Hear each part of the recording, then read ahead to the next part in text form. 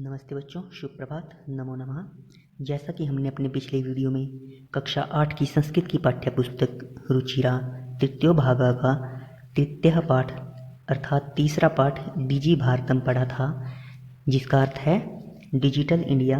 तो आज के हम इस वीडियो में इसके अभ्यास के प्रश्नों का हल करेंगे। तो पहला प्रश्न देखेंगे। पहला प्रश्न क्या है? अधोलिखितानां प्रश्नानां उत्तराणि एक पदेन लिखत, अर्थात नीचे लिखे गए प्रश्नों का उत्तर आपको एक पद में देना है, अर्थात एक शब्द में देना है। तो पहला प्रश्न देखेंगे। कुत्र डिजिटल इंडिया इत्यस्य चर्चा भवति, अर्थात कहाँ पर डिजिटल इंडिया इस बात की या इसकी चर्चा होती है। तो इसका उत्तर क्या है? संपूर्ण विश्व। संपूर्ण विश्व अर्थात पूरे विश्व में, संसार में इसकी चर्चा होती है। ख देखेंगे। केन सह मानवस्य आवश्यकता परिवर्तते, अर्थात किसके साथ मानव की अर्थात मनुष्य की आवश्यकता में परिवर्तन हुआ है या बदली है। काल परिवर्तनेन, अर्थात समय बदलने के साथ ही मानव की आवश्यकता में भी परिवर्तन हुआ है, बदलाव हुआ है। आपणे, अगला देखेंगे। आपणे वस्तूनां क्रय समय केशाम अनिवार्यता न भविष्यति। आपणे इसका अर्थ होता है बाजार या दुकान। इसका अर्थ हम दुकान के लिए भी ले सकते हैं। दुकान पर वस्तुओं के खरीद के लिए अर्थात वस्तुओं को खरीदने के लिए किसकी अनिवार्यता नहीं होगी? किसकी अनिवार्यता नहीं होगी भविष्य में?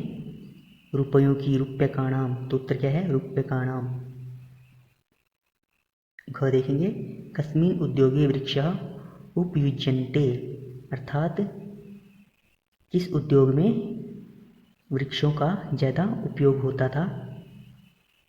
कर्गदोग्ये, कर्गदोद्योगे, अर्थात कागज के उद्योग में।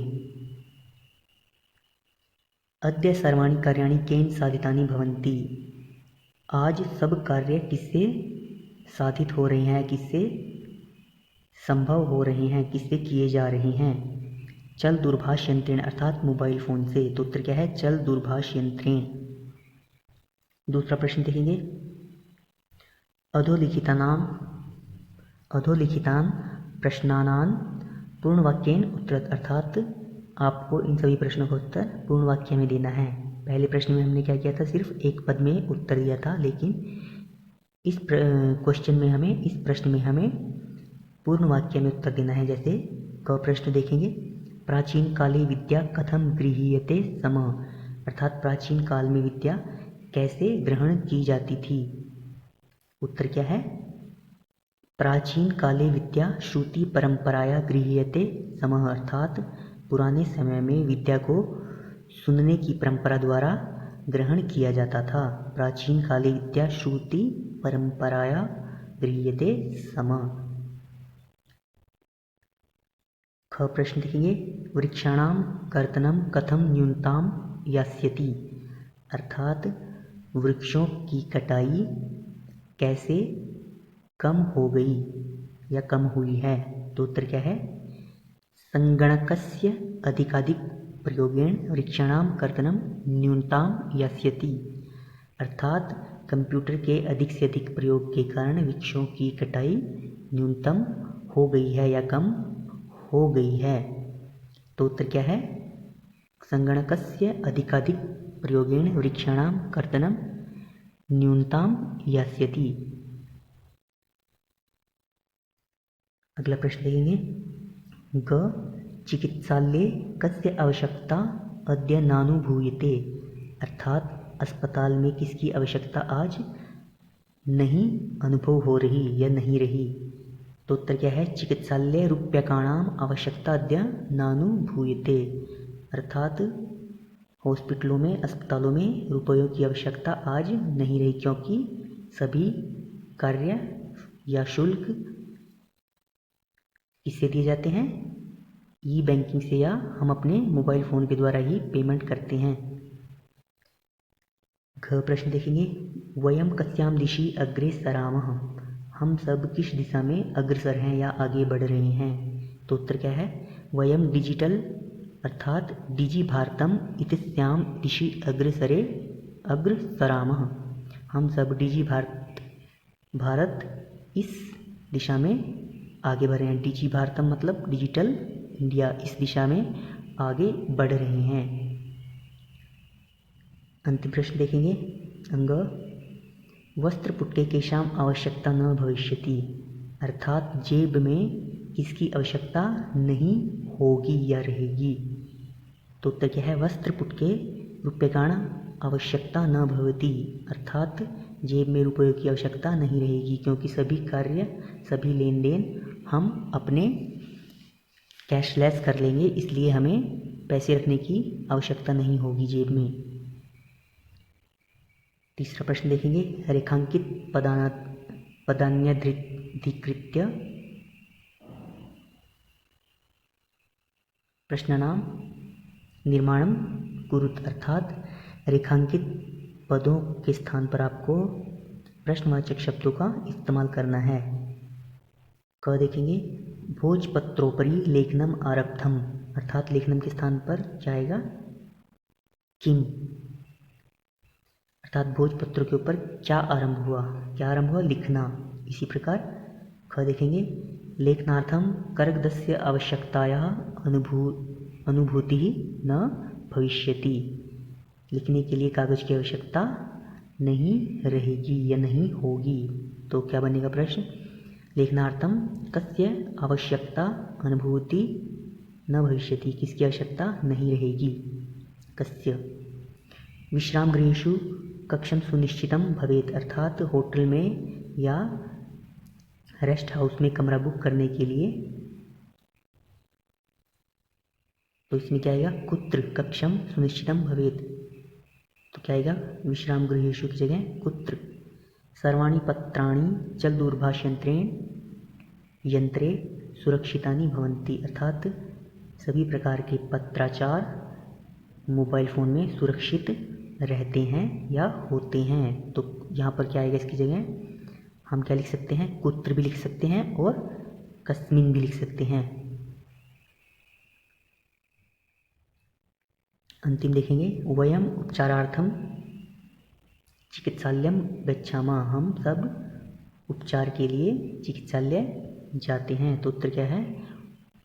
मतलब प्रश्न क्या बनेगा? वयम किमर्थम, अर्थात किस लिए चिकित्सालयम अस्पताल जाते हैं। चौथा प्रश्न देखेंगे। उदाहरणम अनुसृत्य विशेषण विशेष्य मेलनम कुरुत, अर्थात उदाहरण के अनुसार आपको विशेषण और विशेष्य का मेल करना है, जैसे संपूर्णे भारते इत्यादि। तो उत्तर देखेंगे। जैसे मौखिकम ज्ञानम, मनोगतः काले, टंकितः कार्याणि। इसी प्रकार महान उपकारः, मुद्राविहीनः विनिमयः। पांचवा प्रश्न देखेंगे। अधोलिखित पद्यों संधिं कृत्वा लिखित, अर्थात नीचे लिखे गए पदों की संधि करके आपको लिखनी है। ये संधि विच्छेद दिया गया है, आपको क्या करना है? संधि करके लिखनी है, अर्थात इनको जोड़ कर लिखना है। जैसे पदस्य जमा अस्य, पदस्यास्य, तालपत्र जमा ऊपरी, तालपत्रोपरी, च जमा अतिष्ठत, चातिष्ठत, कर्गज जमा उद्योगे, कर्गद्योगे, क्रय जमा अर्थम क्रयार्थम, इति जमा अनयोः इत्यन्योः, उपचार जमार्थम उपचारार्थम। प्रश्न नंबर 6 देखेंगे। उदाहरणम अनुसृत्य अधोलिखितेन पदेन लघुवाक्य निर्माणम कुरुत, अर्थात आपको इन पदों का प्रयोग करके अपने अनुसार आप किसी भी प्रकार छोटा या बड़ा वाक्य निर्माण कर सकते हैं। जैसे जिज्ञासा, इसका प्रयोग करके वाक्य निर्माण किया गया। मम मनसि वैज्ञानिकानां विषये जिज्ञासास्ति। आप क्या इसके स्थान पर आप मम मनसि महती जिज्ञासा अस्ति यह भी लिख सकते हैं। इसी प्रकार आप अपने अनुसार इनका वाक्य निर्माण कर सकते हैं। जैसे सामग्री, रंधनार्थम सामग्री आपणतः आन्यतेव्या, आन्येतव्या। इसी प्रकार इन सब का प्रयोग करके भी आप वाक्य निर्माण कर सकते हैं अपने अनुसार। उदाहरणानुसार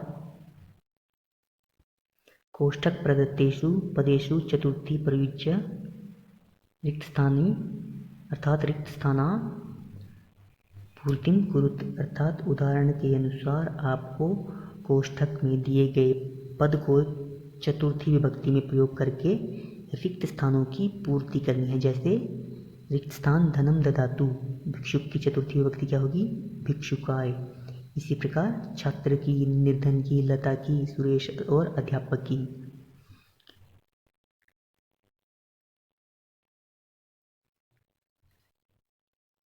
तो क में क्या आएगा? चतुर्थी विभक्ति छात्राय पुस्तकम देहि। इसी प्रकार ख में क्या आएगा? अहम निर्धनाय वस्त्राणि ददामि। उत्तर देख लेंगे। छात्राय पुस्तकम देहि। इसी प्रकार अहम निर्धनाय वस्त्राणि ददामि, मैं निर्धन को वस्त्र दूंगा। लतायै पठनम रोचते। इसी प्रकार रमेश सुरेशाय अलम। इसी प्रकार अध्यापकाय नमः। तो ये था आपका अभ्यास के प्रश्नों का हल। सभी बच्चे इसको अच्छी प्रकार से याद कर लेंगे।